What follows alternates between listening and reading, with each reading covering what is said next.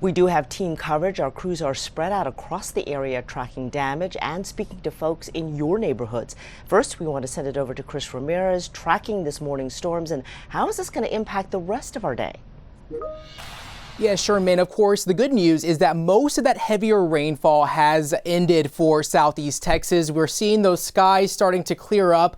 Still dealing with some wet roadways, however. 71 degrees as we go throughout the next few hours. We're expecting those conditions to remain mostly just a little bit active along our coastal areas. There is a few lingering showers and storms and a lingering storm just to the west of the Houston area, but it's what we saw this morning is really what is important. We've seen some wind gusts up to 60, almost 65 mile an hour wind gusts. Looking at the storm reports, definitely seeing a clocked at 60 miles an hour out in Atascocita. And then near Leak City, they were dealing with a storm that dumped some large hail in and around just along the I-45 corridor, even though our colleagues at the National Weather Service recorded a hail diameter at 2.75 inches. So fairly large hail. The good news is that we have not received much damage reports with these storms as they blew through earlier this morning. But as we progress throughout the rest of our day, we're going to continue to see these showers taper off. All of that atmospheric energy that was over southeast Texas has been used up by the storms.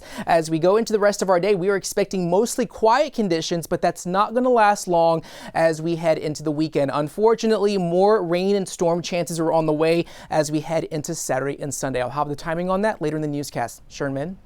All right, we'll see you then, Chris. Thank you. Let's head over to Galveston County now. That is where we find our Stephanie Whitfield. She's been talking to a family after a tree fell on their home this morning. Stephanie. There was very strong wind and heavy rain here in Hitchcock this morning. Take a look. This family says they were home when this tree fell down on top of their house. They said the force was so strong it blew the doors open.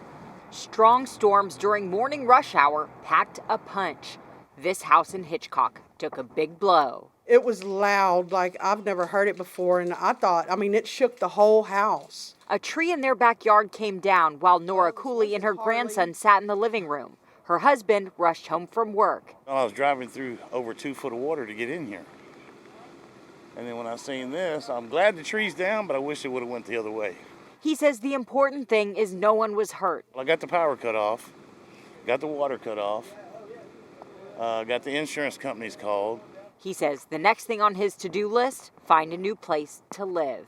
Talk about bad luck, this couple says. A tree came down on their son's house this morning in Santa Fe, too. So it has been a very tough morning for this family. In Hitchcock, Stephanie Whitfield, KHOU 11 News.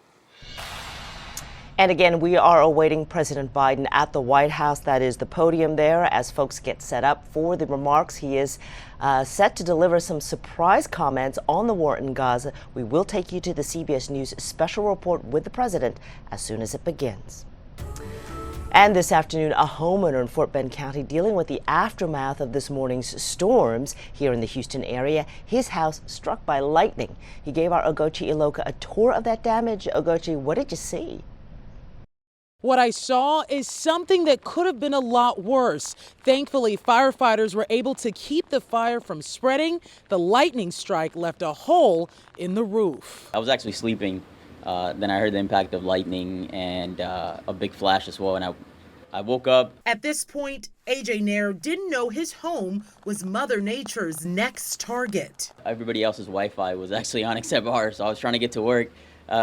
Then when I opened the garage, there was a little smell of smoke. He still didn't realize lightning was the cause of all this commotion. I didn't know it struck my house, so I was pretty calm about it till the firefighters came. Then I was like, oh, okay, something happened. Something big. Lightning struck his house, causing damage to his roof, attic, breaker box, and thermostat. You don't really expect something like that to happen to you. But the guy was saying it's like 1 in a million. Overall, Nair is grateful to still have his home intact, and most importantly, grateful he and his family were spared. I'm glad no one was upstairs when it happened. Obviously, you see what the impact does, so yeah, very blessed. AJ says the insurance company told him they'll have someone out here sometime today to fix his roof. In the meantime, his friends are coming to help put a tarp over it.